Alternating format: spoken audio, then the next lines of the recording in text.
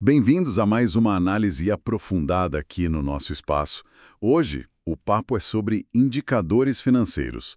Sabe aquelas métricas que deveriam ser nossos faróis no mundo dos investimentos, mas muitas vezes a gente acaba usando meio torto. Exato. E a nossa fonte hoje é bem interessante, tem uma pegada diferente. É um post lá do blog Dinheiro que Me Veja. Isso, o título já chama a atenção. Indicadores financeiros, as lentes que seu dinheiro precisa, porque cegueira financeira não tem charme, parte 1. Quem escreve é a Roquei Dube. E a história dela é impactante, né? Ela conta que perdeu a visão física, mas que isso, paradoxalmente, a fez enxergar melhor o mercado. Justamente. Ela faz um contraste com o que chama de cegueira de muitos investidores que olham para os números, mas assim, não veem o que realmente importa. É uma perspectiva forte, e o tom do artigo acompanha isso. Sim, é bem direto, sabe? Tem uma ironia fina, um toque ácido, mas de um jeito elegante, eu diria. Concordo. Ela até compara analisar indicador com fazer uma dissecção cirúrgica, algo metódico, frio, nada daquele amor à primeira vista que ela critica tanto nos investimentos. Pois é, essa parte é ótima. Então, ok, vamos lá. Nossa missão aqui é tentar desempacotar isso tudo. E além do o que é. Isso. Entender por que importam, como se conectam, né? Seguindo a lógica e os exemplos bem peculiares da Roquei Duber. Perfeito. Então, para começar, como o mercado olha para uma empresa com base no lucro que ela gera? Acho que tem um indicador que é quase sinônimo disso, né? Tem sim. O famoso PL, o preço sobre lucro. A autora até brinca que é o pretinho básico do investidor. Boa analogia. Todo mundo conhece, mas nem todo mundo sabe combinar direito. Exatamente. O cálculo em si, bom, é direto. Você pega o preço da ação no mercado e divide pelo lucro por ação, o LPA. Certo. E o LPA é o lucro líquido da empresa dividido pelo total de ações, né? Só para relembrar. Isso. O resultado final do PL te diz basicamente quanto o mercado está pagando por cada real de lucro que a empresa conseguiu gerar naquele ano. Entendi. E o exemplo da pizzaria que ela usa é ótimo para visualizar, né? É perfeito. Imagina uma pizzaria que vale, sei lá, uns R$ 200 mil no mercado. E ela dá um lucro líquido de 40 mil por ano. Ok. Aí o PL fica R$ 200 mil dividido por 40 mil, que dá 5. Certo, 5. E a interpretação clássica é aquela: levaria 5 anos para o investimento se pagar só com os lucros. Pois é, essa é a leitura mais comum. Mas aí que a autora já puxa o freio de mão. Sim, ela diz que essa simplicidade pode enganar, né? Que não é só sentar e esperar 5 anos. Exato, porque, assim, o lucro de hoje não é garantia do lucro de amanhã. A empresa pode crescer, pode diminuir, o mercado muda. Investir não é passivo desse jeito. Faz todo sentido. É uma foto, não um filme completo. Justamente. É um ponto de partida importante, claro, mas nunca a análise inteira. E aí, para provocar um pouco, ela inverte a lógica. Ah, sim. O LP, lucro sobre preço. A pequena provocação, como ela mesmo chama. Virar o PL de ponta cabeça. O que a gente ganha com isso? A gente ganha um ângulo diferente. Em vez de calcular preço dividido por lucro... A gente faz lucro dividindo por preço. Isso. No exemplo da pizzaria, R$ 40 mil de lucro dividido por R$ 200 mil de preço. Dá 0,20, ou 20%. Ok, 20%. E o que isso significa na prática? Qual a mudança de foco? A pergunta muda, né? Em vez de quantos anos para recuperar, a gente pensa, esse lucro atual representa qual retorno percentual sobre o preço que eu paguei? É uma visão de rentabilidade anual implícita. Entendi. Então o PL foca mais no tempo e o LP foca mais no retorno percentual anual. Exatamente. E a autora acha essa visão do LP bem mais sexy nas palavras dela, porque te ajuda a comparar com outras coisas, tipo, quanto está rendendo a renda fixa? Esse investimento aqui, com base no lucro atual, está dando quanto? Parece mais prático para comparar mesmo. Duas formas de olhar a mesma relação preço-lucro, mas com perguntas diferentes na cabeça. Interessante. Sim, ambas úteis, dependendo do que você quer analisar naquele momento. Beleza. Saindo um pouco do lucro geral e pensando no que pode efetivamente cair na conta do investidor, aí a gente entra nos dividendos, certo? E tem o Dividend Yield, o DY. Ah, esse é o queridinho, o santo graal Dividend Lovers, como a autora descreve. Ah, perfeito. E como funciona o cálculo dele? É bem direto também. Você pega o total de dividendos que a empresa pagou por cada ação, geralmente no último ano, e divide pelo preço atual da ação. E o resultado é? Um percentual. Ele te mostra o retorno bruto que você teria só com os dividendos, comparado ao preço que você pagou pela ação. Voltando à pizzaria. Se ela lucrou R$ 40 mil e decidiu distribuir metade, R$ 20 mil, para os sócios. Exato. E o preço dela era R$ 200 mil, então o DY seria R$ 20 mil dividido por R$ 200 mil, isso dá 0,10 ou 10%.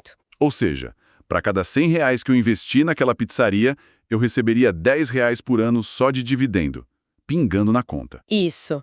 A analogia dela é ótima. É como ter aquele amigo bacana que sempre paga o café.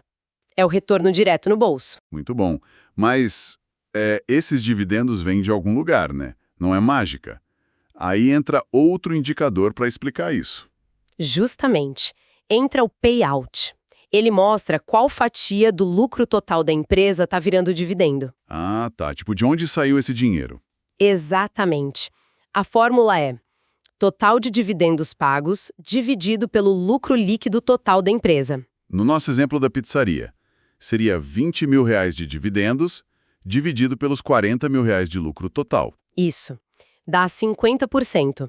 A pizzaria distribuiu metade do lucro dela como dividendos. E por que olhar para esse número é importante?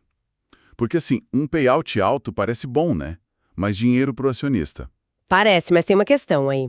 A autora diz que o payout mostra se a empresa é generosa ou pão duro. Um payout alto, tipo 80%, 90%, significa que a empresa está distribuindo quase todo o lucro. O que soa bem. Sim, para o curto prazo, para o dividendo de hoje. Mas significa também que está sobrando pouco dinheiro para a empresa reinvestir nela mesma, sabe? Para crescer, comprar máquina nova, abrir filial. Ah, entendi o trade-off. Menos reinvestimento pode significar menos crescimento futuro. Exato.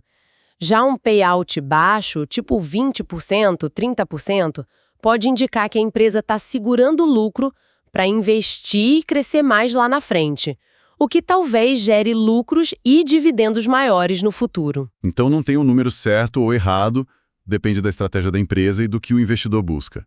Renda agora ou crescimento e talvez mais renda depois. Precisamente. É uma peça importante para entender a sustentabilidade do dividendo. Faz muito sentido.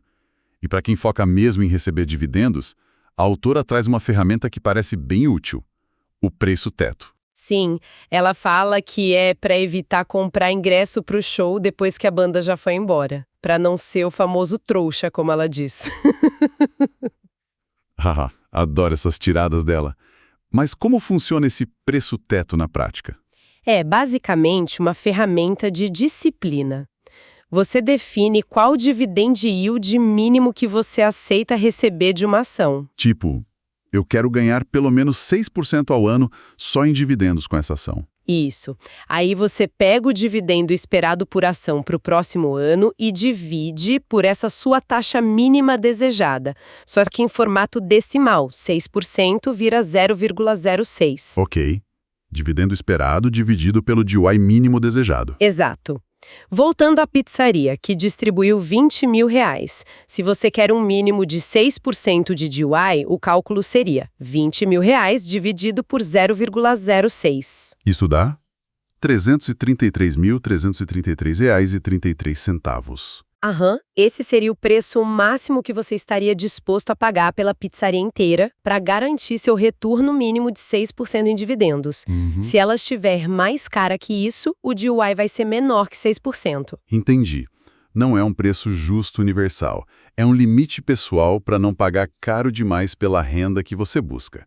Uma trava de segurança. Exatamente, é para manter a disciplina na hora da compra. Ela menciona que vai aprofundar isso em outro post, mas a ideia central é essa. Bem útil.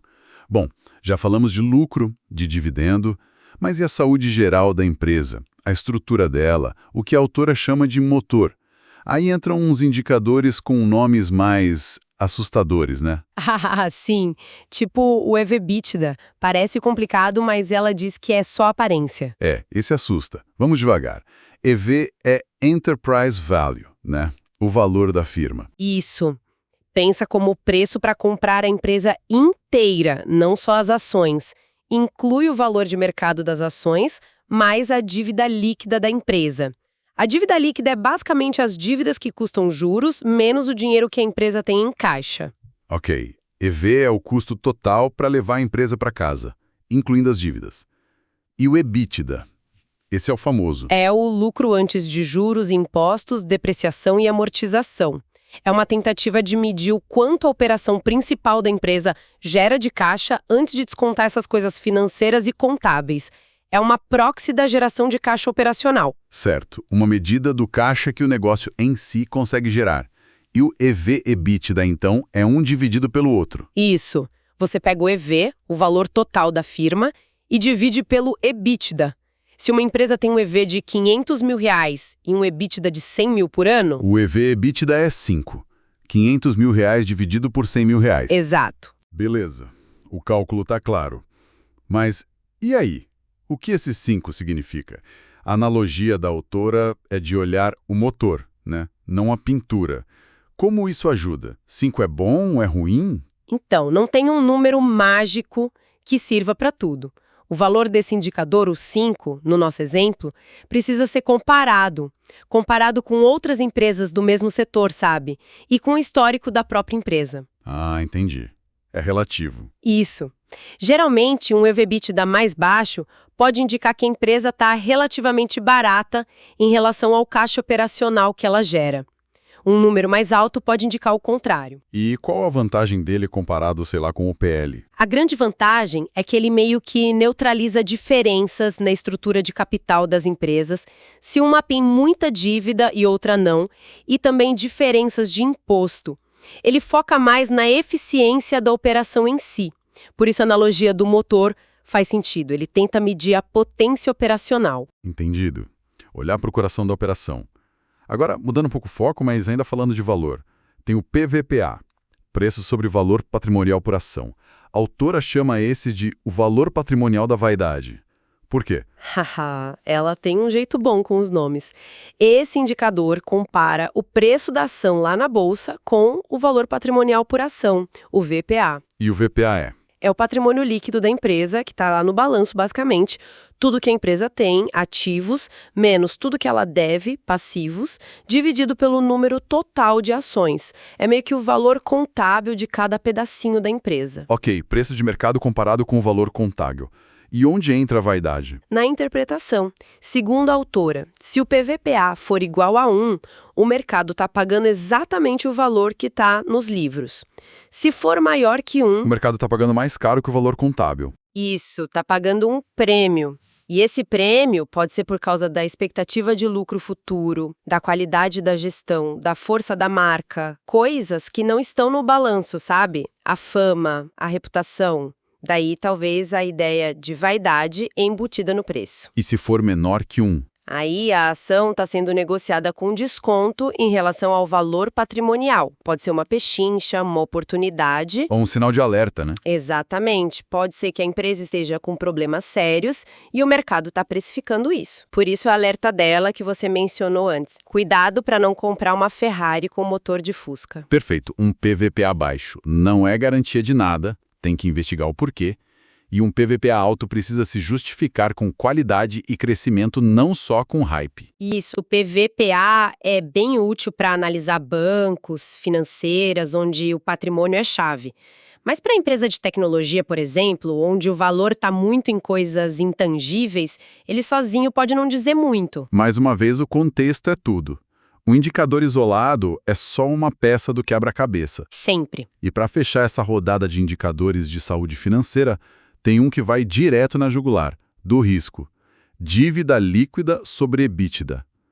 O recado da autora é claro. Não seja refém do banco. Esse é crucial. É um termômetro do nível de endividamento da empresa e da capacidade dela de lidar com essa dívida.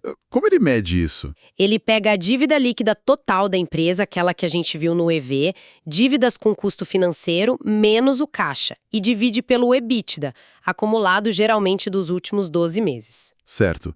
Dívida líquida dividido pela geração de caixa operacional anual. Isso. O resultado mostra, de forma bem simplificada, quantos anos a empresa precisaria, dedicando todo o seu EBITDA, para quitar essa dívida líquida. E tem algum nível considerado seguro? O mercado geralmente usa uma regra de bolso. Um resultado abaixo de 3 costuma ser visto como saudável.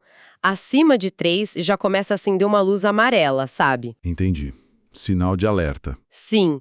A autora até brinca que se o índice está muito alto, a empresa pode estar mais alavancada do que influencer em rede social tentando manter o lifestyle. Essa é boa. É um jeito direto de ver se a empresa não está muito pendurada em dívida, o que a deixa mais vulnerável, né? Exatamente. Mais vulnerável a uma crise, a um aumento de juros.